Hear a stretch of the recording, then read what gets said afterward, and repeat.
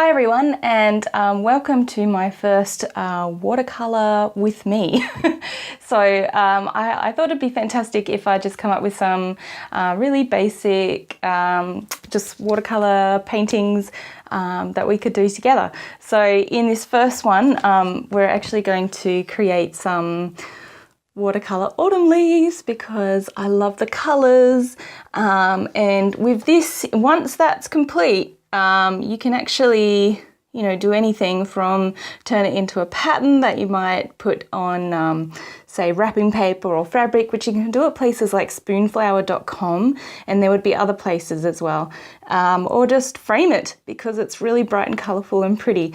So this will be my first, as I said, my first watercolour with me. I hope that you enjoy it. Okay, so let's go through some of the materials that I have here. And guys, this is the first time that I have tried to record this way, so be kind. Okay, so let's start with the palette that I've got here, which it looks like a mess because it is. This is actually just a white plate, and you can see it here. I recommend for watercolour, I think the white plate is the best palette that you can possibly use. So I do recommend that you use this. Something I didn't do overnight was to put some cling wrap over the top. So now you can see there's a couple of my cat's hairs here and there, but that's what happens. Anyway, you can see I've sort of split my palette. I've got some nice neutral tones at the top here and also some blues. And then at the bottom is just all those wild, colourful, beautiful colours. So I found this plate at the op shop. So make a date this weekend, go to the op shop. It's a nice flat bottom plate. I don't know if you can see it. I think it's actually meant to be for, dip and crackers, that sort of thing. Yeah, you can see it's got these two sections, which has enabled me to sort of split my colours. And at the end here, it's got these two smaller sections, which I assume is meant for the dip. But in this case, I actually put, if I'm going to use a little bit of white gouache, which sometimes I will use, especially for things like whiskers, I just put that in the end here and it keeps it separate from the rest of my paints. So that's just a little bit about my lovely plate. Yeah, op shop guys, and white plate, seriously, you can't do any better than a white plate. For the paints that I'm using, I'm using Winsor Newton. They are my favourite brand. So we'll go through the different paints that I've got. So I've got this lovely, now I might pronounce this wrong, quinacridone, possibly red, and it's this gorgeous colour. You can see it on my palette just here. It's a really beautiful red colour, really vibrant, and it's used by a lot of botanic artists, that colour. I've also got another one that's used by botanic artists a fair amount, is this lovely permanent sap green, one of my favourites, along with the one I just showed you. That's here on my palette. It's quite this beautiful sort of light green. And coupling next to that is perylene green, and that's just here on my palette. It's this lovely sort of darker green, really nice. Those two work lovely together. If you're going to try and create, shadow and light in a leaf, for example, they work quite well together. I have this yellow deep, and this is in Winsor & Newton's old packaging. They've changed their packaging a few times. In fact, you can see 3 renditions of their packaging here, with this one being what they decided to go with. But if you're a bit like me and you're a little bit, should I call it slightly OCD with things matching, like pegs?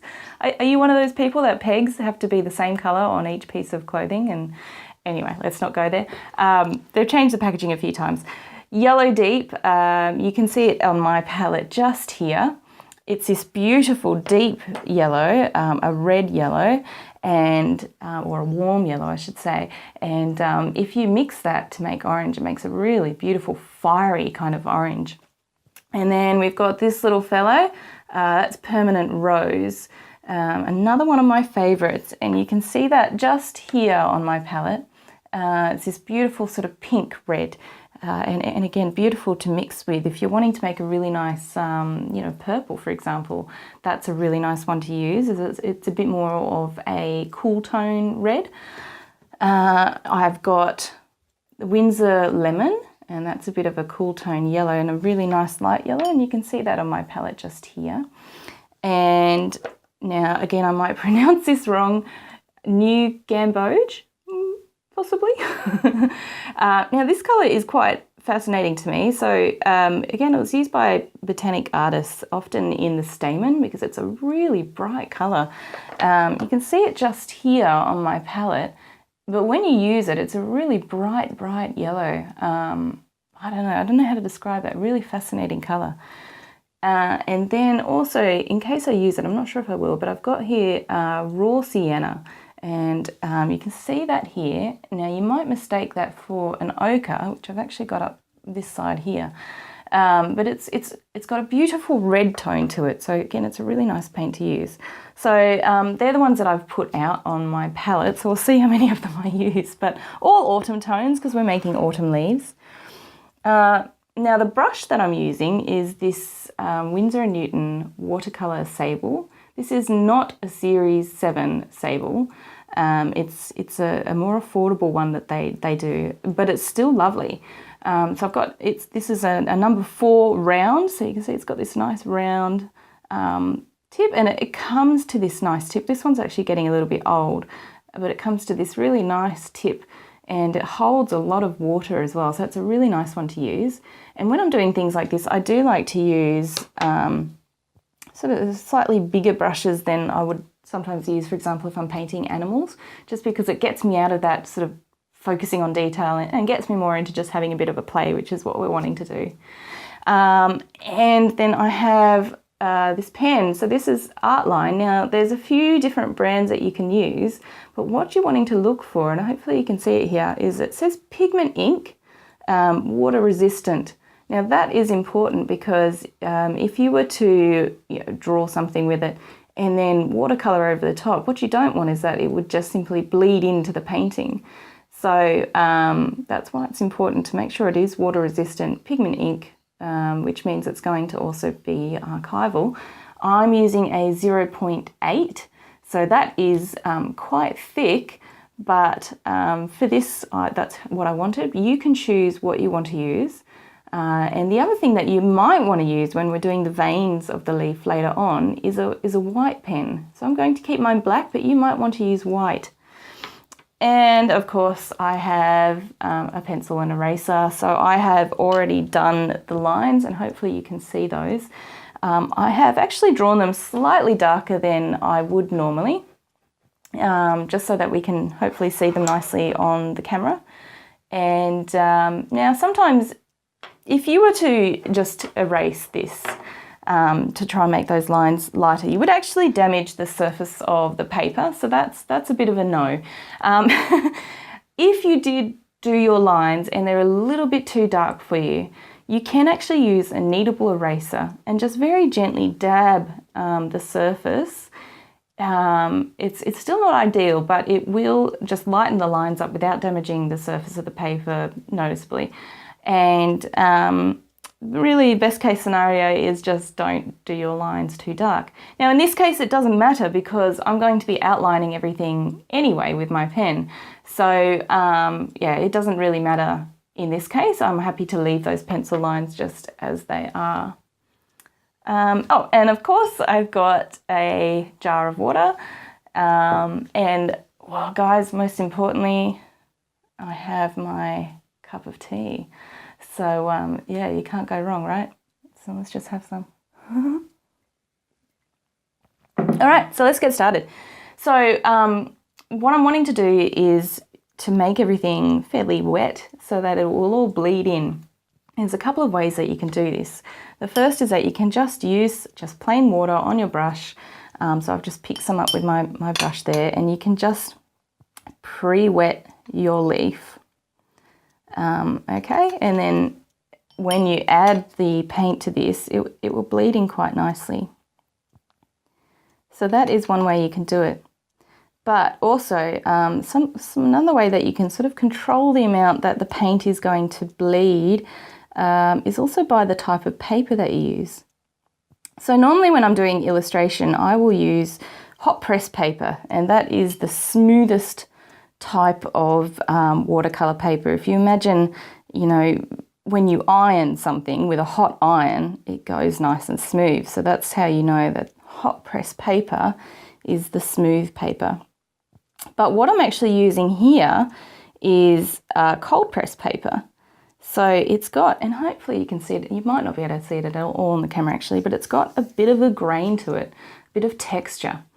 And what that means is in between the sort of the ripples of the surface, the water's just going to pool a little bit more than sort of being absorbed into the paper. So what that means is that when you add some paint to it, it holds the moisture better. So it is actually going to bleed a lot better. So I'm just grabbing some of my quinacridone, if I'm saying that right, red, and I'll just show you that if we were just to add a little bit there, hopefully you can see this, it just bleeds straight in, which is lovely. So, so that is one way that you can do it. You can pre-wet your leaf. The other way is just to make sure that whatever paint you're using it quite watery. So make sure that you've already mixed it a fair bit with water. Now I have no real plan, and if I go outside of the lines, I really don't care. This is about playing. This is about just creating some autumn leaves. No plan on colour, anything like that. So in this case, I might actually get some lemon yellow. And a note about the leaves. A lot of these shapes are actually made up, and some of them are sort of resemble what might be real. I'm just going to get a little bit of sap green here. So let's just make it look like this one is just starting to turn. Yeah, so you can use any shape of leaf really. You can make them up. You can have a look for some references. That's totally up to you. This is your painting. I'm just going to blend that in a little bit. So I've got a little bit more yellow there. And, oh, actually no, we'll use a little bit more yellow and just blend it up the top here as well. Get a little bit of orange happening. Okay. You know, and that can be it. Maybe we'll get a bit of warm yellow just happening in little patches. You know, sometimes these autumn leaves just have little patches happening. And that's probably it for that one. Maybe. You know, the hardest thing with watercolour painting is knowing when to stop. Sometimes, particularly when it's wet on wet, which is the technique that we're using, wet paint on wet paper, you just want to keep playing. So I'm just going to pre-wet this one. I'm not worrying too much about getting right to the edge. I just want it to have some water on it. And let's say for this one, perhaps we'll make it still quite green. So, and I think some of this I'll speed up for you because you probably don't want to be stuck here watching me paint for hours. So we're going to make this side quite green. On the other side, I'm going to pick up some lemon yellow.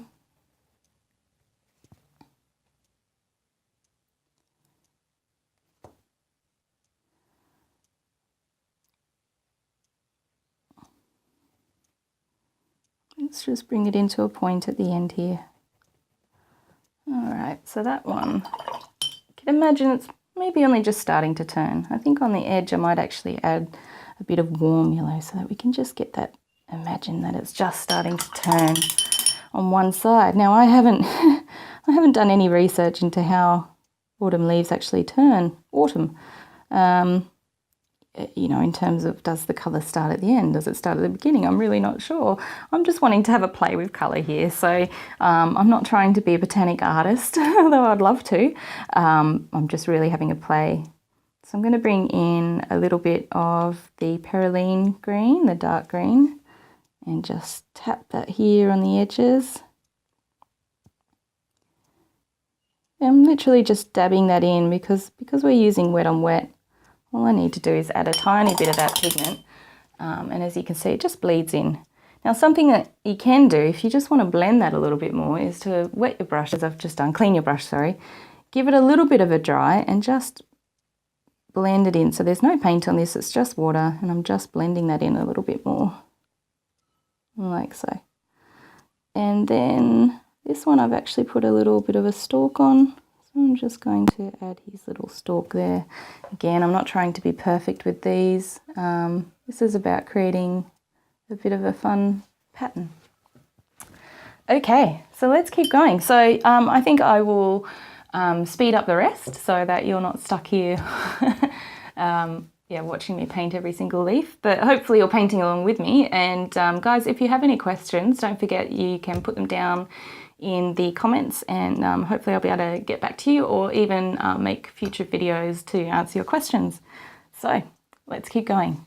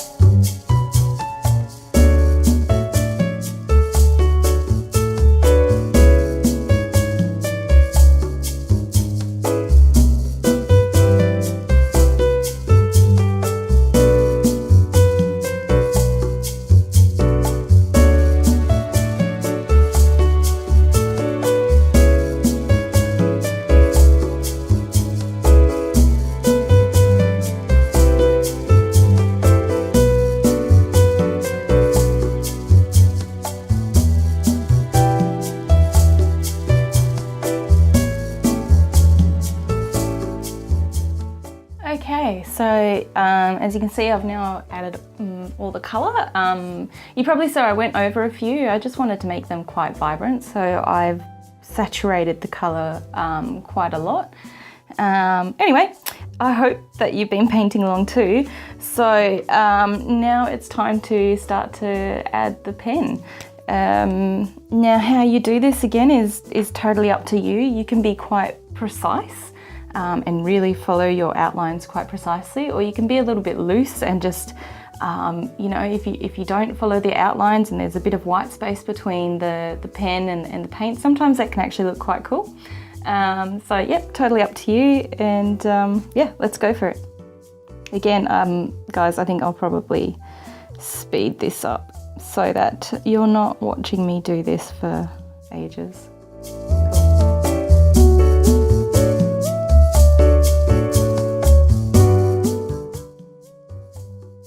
Actually, just jumping back in here to say, with leaves, you'll notice that they're all a little bit different.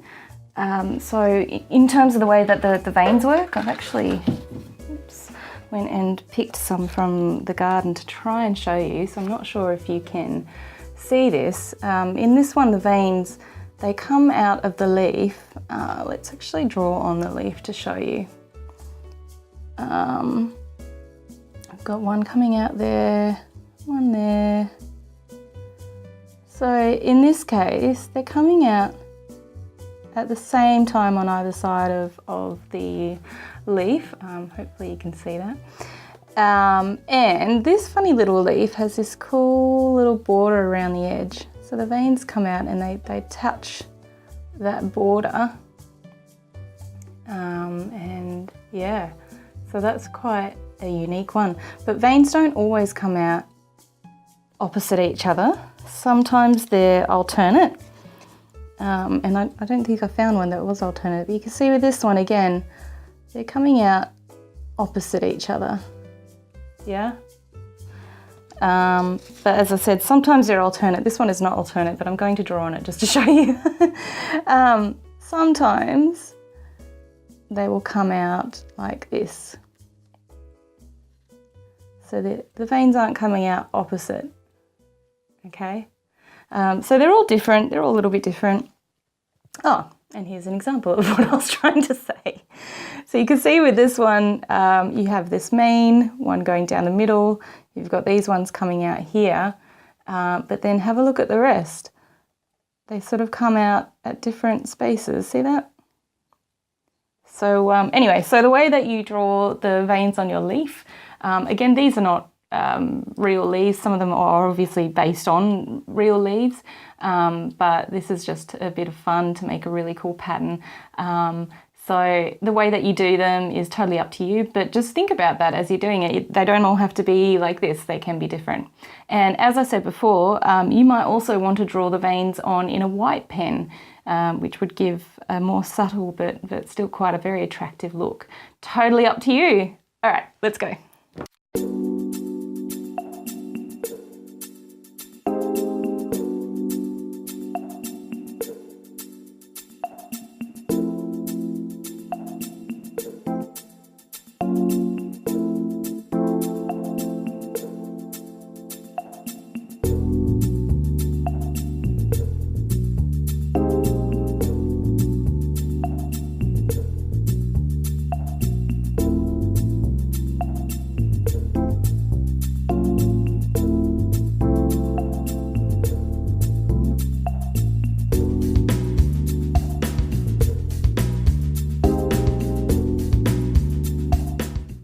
Okay, so that's it. We're done. We've created our beautiful piece. I hope that you did do that with me. If you have any questions about what we painted today, or any questions at all in relation to watercolour or illustration, please do ask and I will do my best to answer you. So please ask down in the comments. And if there's anything else that you would like to see in an upcoming video, please let me know. And also please like and subscribe as well. That would be awesome.